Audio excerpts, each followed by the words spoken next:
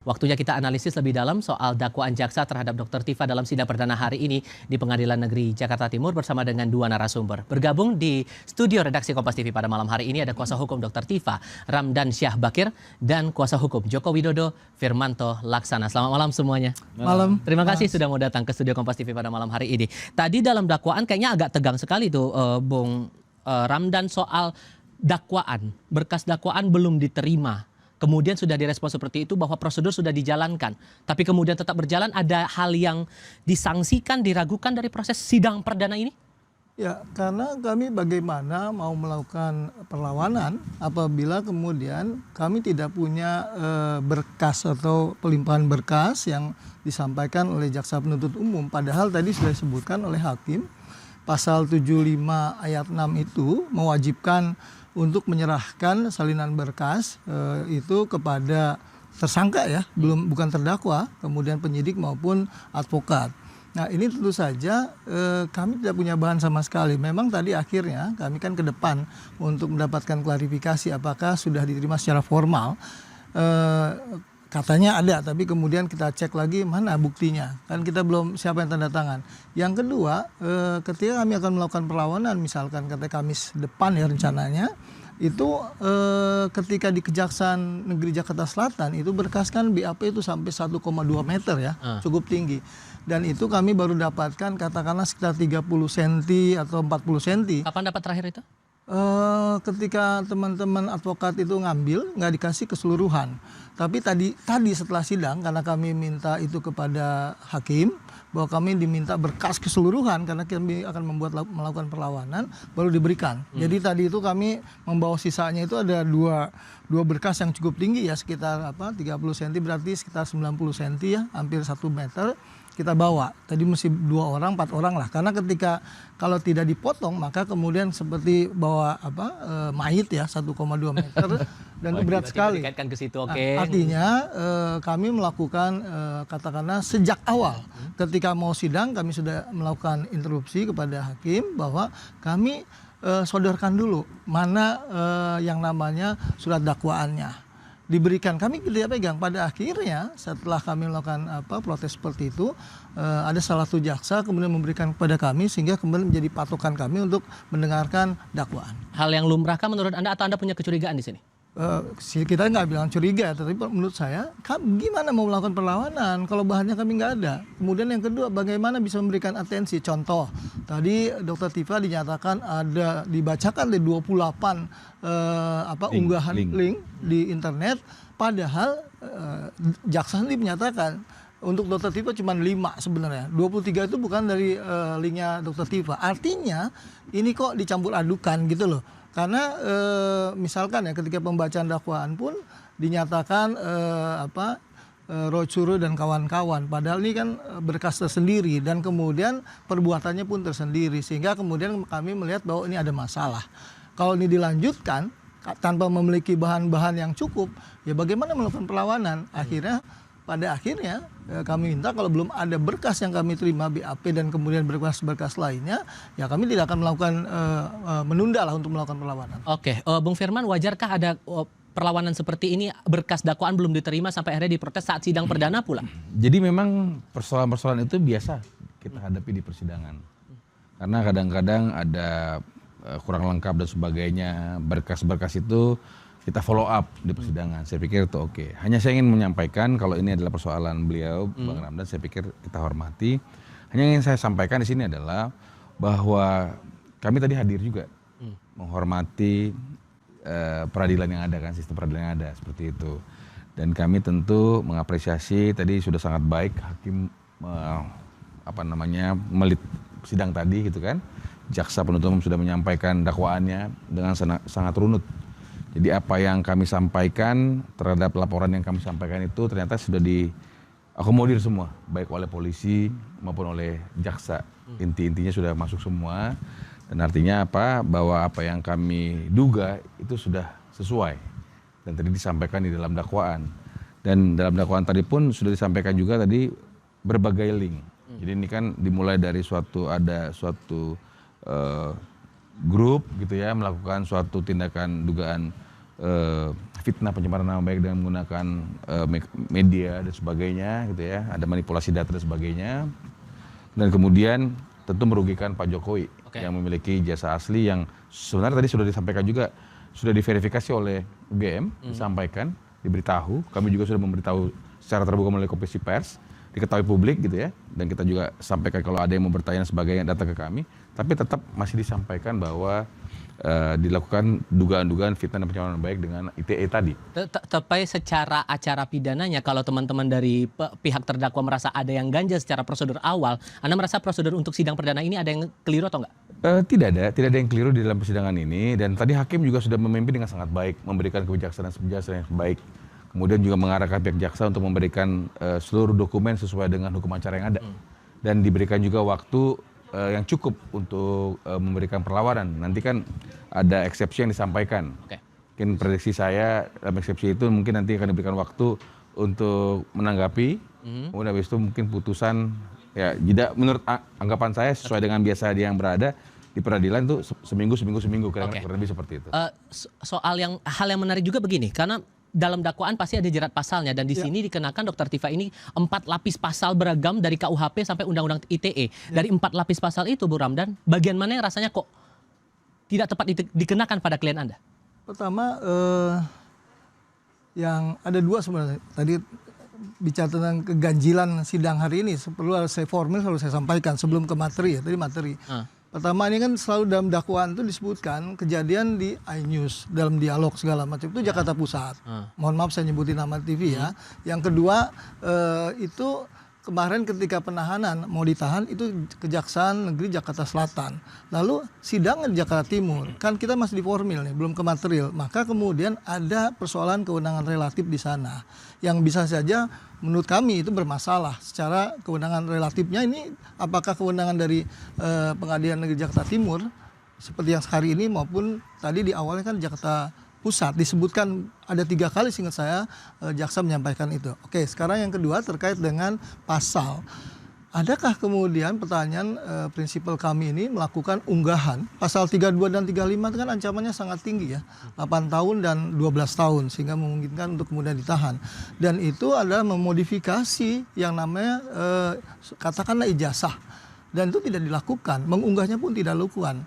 Lebih kepada fokusnya misalkan lapisannya itu adalah terkait pencemaran nama baik. Menurut saya itu fair kalau pencemaran nama baik. Kita akan buktikan di sana apakah dari unggahan yang terjadi ataupun kemudian tuduhan atau dakwaan yang disampaikan oleh jaksa terbukti atau tidak, kita akan masuk ke sana. Berarti Anda keberatan hanya di ITE-nya? Di ITE, karena itu tidak relevan, tidak fair, karena itu kan kok bisa-bisanya ketika masuk overcharge lah kata pasal, bukan selundupan ya, pasal kemudian berlebihan untuk kemudian awal untuk menahan prinsipal kami.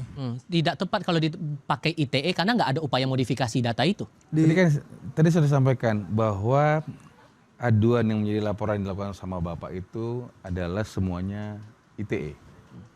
Murni ITE. Jadi semua link, kemudian ada rekayasa-rekayasa ITE juga, ada potongan-potongan editing, ada komparasi-komparasi, ada analisa-analisa yang juga ITE. Jadi karena dasarnya ITE maka tentu kita akan memasukkan ITE juga. Jadi sehingga maksudnya ijazah Pak Jokowi kan asli. UGM sudah mengatakan, Puslapor sudah mengatakan, teman-teman sudah mengatakan, semua sudah mengatakan. Dugaan tindakan pemalsuannya pun yang dilaporkan oleh pihak mereka pun di Barreskrim dihentikan. Jadi artinya semua itu yang kita lihat adalah Pak Jokowi melihat ada suatu media link berita, dia lihat awalnya 3, kok ada beberapa orang melakukan berbagai tindakan yang berdampak kepada pencemaran baik dan fitnah tadi. Kemudian akhirnya disampaikan ke kami memberikan konferensi pers supaya menghimbau sebagaimana UGM sudah menyampaikan bahwa ijazah Bapak asli. Sederhananya modifikasi itu menurut Anda dalam bentuk bagaimana dulu? Betul, karena yang dari awal, bukti awal dan yang kita berikan kepada mereka sampai terakhir pun itu ITE semua. Oke. Oleh karena itu kita masukin unsur ITE. Jadi tidak pernah ada di tengah jalan tiba-tiba masuk ITE, enggak pernah. Jadi kita dari awal itu karena dokumennya ITE, ada rekayasa ITE, ada perbuatan-perbuatan mengulang termasuk tadi salah satu TV media gitu kan. Itu semua diperlihatkan. Dan tadi saya melihat mencermati jaksa membaca dakwanya cukup runut dan klasternya bagus. Oke. Seperti itu. Saya mau menyebutkan ada persoalan ya bahwa ini harus bedakan antara seorang pakar telematika Rosuryo, kedua ada Rismon Sianifar dengan digital image processing yang bersentuhan dengan misalkan tadi ITE. Sementara Tifa itu lebih pada neuroscience yang mau memeriksa misalkan wajah segala macam tadi disebutkan juga dalam dakwaan. Tidak kemudian letterlek terkait dengan ITE. Kemudian statement-statementnya pun lebih pada persoalan neuroscience. Wajah seorang itu sama nggak sih? Kemudian kira-kira ukuran bentuk gigi, mata, dan seterusnya. Jadi dia melihat pada konstruksi terkait dengan neuroscience-nya. Apakah itu menyangkut pada ITE? Itu makanya kemudian dalam dakwaan tadi kami melihat ini dakwaan kan di-split. Baik. Kok masih disebut Roy Suryo dan kawan-kawan? Padahal kan Tifa sendiri yang kemudian sudah di-split, seharusnya dakwaan itu adalah harus Tifa dan hanya 5 berkas link misalkan yang diduga. Nah, saya kasih kesempatan Anda untuk menjawab nanti usai jeda, termasuk yang paling menarik dicermati saat ini sudah prosesnya berjalan sidang ini, apakah kemungkinan dari saksi korban yang mengadukan kasus ini, Joko Widodo, dipastikan hadir dalam proses sidang seandainya dipanggil? Kita jeda sebentar. Melanjutkan diskusi, kami ajak Anda mengikuti informasi berikut, Saudara. Roy Suryo hadir dalam persidangan perdana Dr. Tifa di Pengadilan Negeri Jakarta Timur untuk mendukung Dr. Tifa. Ia menyoroti nama-nama yang pernah menjadi tersangka dalam kasus pencemaran nama baik Jokowi dalam dakwaan jaksa. Roy menyebut ada sejumlah nama yang pernah menjadi tersangka kasus pencemaran nama baik Jokowi dalam dakwaan jaksa seperti Egy Sujana dan Rismon Sianipar. Menurutnya seharusnya tidak ada penghentian penyidikan maupun restoratif justice sehingga nama-nama itu dapat diproses hingga persidangan. Ia juga menilai isi dakwaan terhadap Dr. Tifa justru dapat menjadi bahan pembelaan dalam perkara yang dihadapinya. Tersangka lain sebelumnya yang ternyata harusnya masih ikut juga terlibat di dalamnya. Ada nama Egy Sujana, banyak banget tadi ya yang kejadian di kantornya Egy Sujana. Ada banyak unggahan dari dokter palsu itu ya, dari dokter Rismon Hasiulan Sianipar, banyak banget ya, balik akademi terus akun-akunnya dia. Nah harusnya makanya dia tidak bisa kemudian mendapatkan RJ atau kemudian di SP3 begitu saja. Siapa yang mengunggah pertama? Itu yang jelas-jelas betul nanti harus diungkap. Tidak ada nama Dian Sandi yang saya dengar tadi. Ya padahal itu jelas betul unggahan atau analisis Dr. Tifa yang bisa melihat perbedaan antara dua mata dan sebagainya.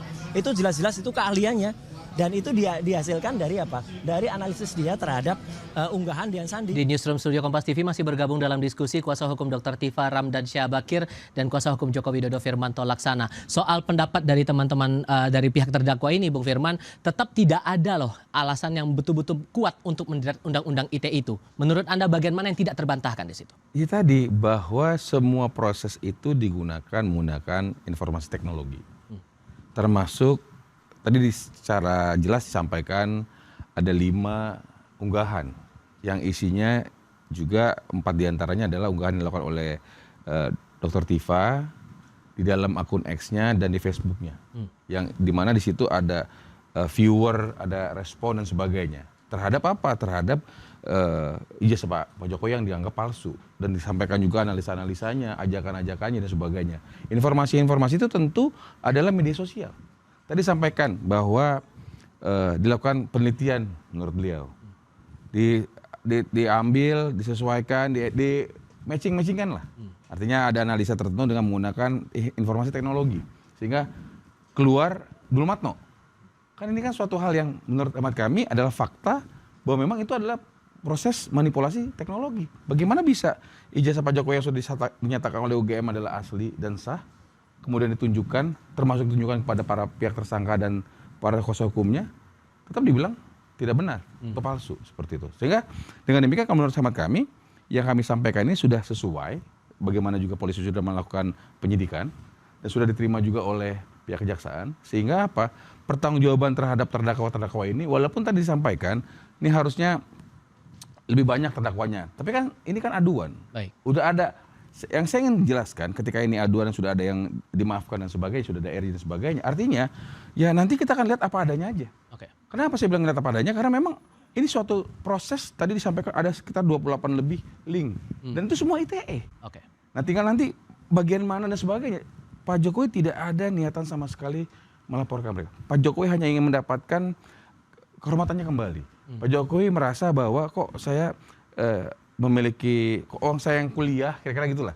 Saya memiliki ijazah dan sah, kok dituding-tuding. Oleh karena itu dia berharap bisa menyampaikan secara publik nanti. Tadi disampaikan juga kan bagaimana nanti ke depan. Tadi sekaligus saya jawab. Pak Jokowi kemarin kita ketemu. Kita ketemu menyampaikan kemana dan sebagainya bahwa sudah ada sidang tanggal 2 dan kemudian nanti mungkin setelah rapid Pak Roy akan dapat lagi daftar sidang dan sebagainya. Tapi nomor sidang sudah nomor perkara sudah ada seperti itu. Nah, Pak Jokowi menyampaikan dia menunggu forum yang terhormat ini untuk menyampaikan karena dari awal disampaikan kalau memang ini forum adalah forum hukum, beliau akan sampaikan. Oke, ditahan dulu di situ. Kita akan coba elaborasi lagi nanti. Cuman dari apa yang dilihat secara material dan formilnya, Bung Ramdan, nanti akan ditegaskan itu dalam eksepsi bahwa ada hal yang keliru di situ dan berharap dilepas dari dakwaan-dakwaan yang ada selama ini? Oh iya pasti, karena saya lihat kan obscure libel ya, ada nggak jelas gitu loh. Oh, ada Rosuryo dan kawan-kawan, siapa dan kawan-kawan. Karena tadi saya mengulangi kembali tadi untuk menegaskan bahwa ketika misalkan ijazah tadi ada diunggah, itu bukan kerjaan klien kami. Bahwa ada statement-statement yang kemudian menegaskan, mengkonfirmasi, oh ini bukan, bahwa ini matanya seperti ini. Itu kan terkait dengan keahlian. Di ruang publik tuh boleh menyampaikan itu. Terkait dengan keahliannya dia. Tetapi kalau kemudian dia nggak punya kompetensi, menyatakan sesuatu yang bukan kompetensinya, ya pasti salah, pasti kemudian fitnah, pasti potensinya itu adalah pencemaran nama baik. Ini punya kompetensi di sana, neuroscience. Sementara yang lainnya tadi ada telematika, digital processing misalkan. Di sini adalah terkait dengan neuroscience yang kemudian dia menyampaikan kepada publik pada saat itu kan menjadi saksi terkait dengan teman-teman lain dari TPU, seingat saya, yang mengajukan Roy Suryo dengan kemudian satu lagi adalah Dr. Tifa, klien kami, untuk kemudian hadir dalam kasus sebelumnya. Dan itu disampaikan dalam ruang publik. Dan yang kedua adalah tadi saya dengarkan ya, karena kan kami baru dapatin berkas ya dakwaan. Itu kasusnya dari bulan Maret 2025 sampai Mei 28 berkas tadi yang kemudian terlalu lebar. Kemudian persoalannya itu sebenarnya mau yang mana gitu loh.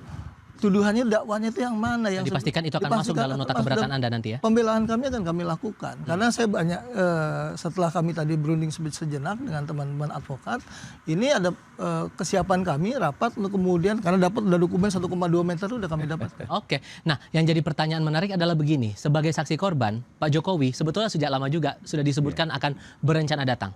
Disebutkan akan membawa ijazah SD sampai S1-nya, walaupun SMA dan S1 jadi bukti dalam kasus ini. Selain membawa ijazah, apalagi mau ditunjukkan Pak Jokowi dalam sidang seandainya dipanggil, Bung Firman? Jadi yang udah pasti karena ini adalah forum terhormat, kemudian yang persoalkan adalah mengenai ijazah dan ada akses juga di ijazah SMA. Sekaligus beliau akan membawa ijazah SD, SMP. Jadi ijazah SMA dan ijazah S1 sudah ada di pihak kejaksaan. Kemudian nanti beliau akan membawa ijazah SD dan SMP-nya dan akan jika diperkenankan dengan mekanisme di peradilan akan disampaikan juga apa hal-hal yang diadukan sama beliau, apa yang dirugikan sama beliau, yang dirasa dirugikan kepada beliau seperti itu.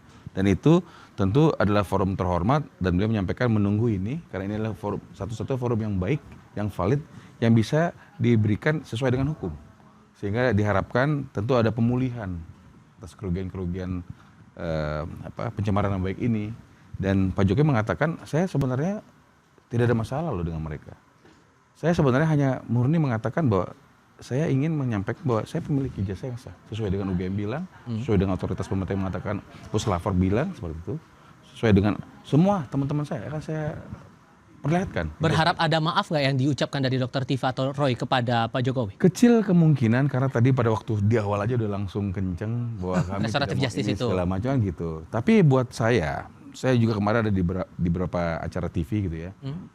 Dan tadi pun saya dengar juga Bu Dr. Tifa mengatakan bahwa dia tidak pernah mengatakan ijazah Pak Jokowi yang asli itu palsu. Dia yang disampaikan adalah yang beredar di internet. Kira-kira gitulah. Sehingga maksud saya gini, ini kan fakta. Saya jadi melihatnya adalah, ya ini harus didengarkan oleh publik. Ya kan? Artinya apa? Oh ya kalau gitu nanti kan didengar. Bagaimana? Mungkin dipertanyakan gitu kan sama hakim. Bagaimana menurut Anda? Sudah disampaikan tuh sama hakim, sama UGM.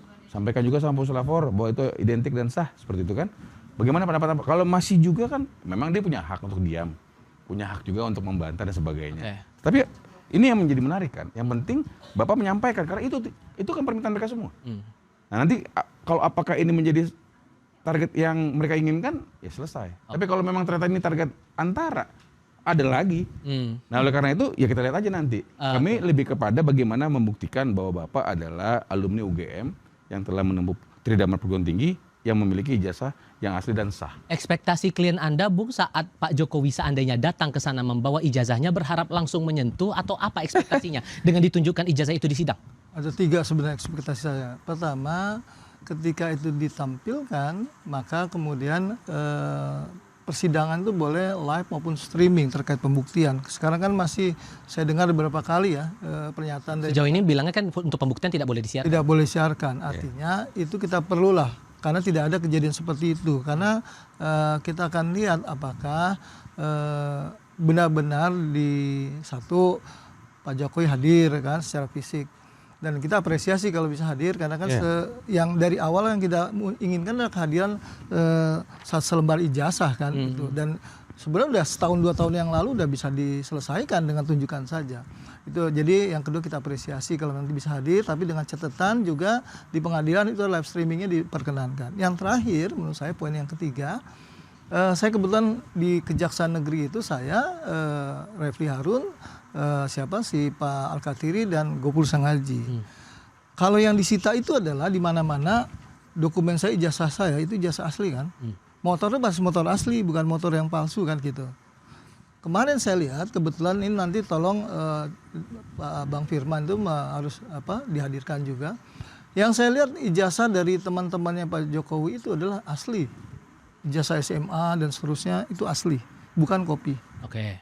Lalu pertanyaan saya ketika dibuka punya Pak Jokowi, asli atau kemudian fotokopi? Kira-kira Tifal bisa state nggak asli atau fotokopi? Jangan tanya lagi saya, karena kan saya nanya ke Anda nih. Tapi ekspektasinya mau menyentuh atau lihat langsung atau gimana berarti? Enggak, saya saat itu lihat fotokopian, bukannya barang aslinya. Sehingga saya berharap nanti ekspektasinya pada hari H pembuktian ijazah Pak Jokowi itu ada. Bukan ijazah yang dari Ujian Sandi atau yang lainnya, tetapi yang punya Pak Jokowi, di bawah Pak Jokowi, dan kemudian kita bisa buktikan bahwa itu asli, benar, dan kemudian ya berpotensi klien kami kan kemudian salah bisa saja. Tetapi kalau Berarti ada kemungkinan buat dia minta maaf dong kalau kemudian ada kesalahan pemahaman di situ. Justru makanya kita buktikan dulu. Selama ini kan klien kami menyatakan prinsipal 99%. Menarik. Karena yang kita lihat kemarin, kebetulan saya hadir di dalam ruangan kejaksaan dari teman-teman puluhan advokat yang hadir, saya berempat. Ketika dibuka 1, 2, 3 itu asli ijazah teman-teman beliau.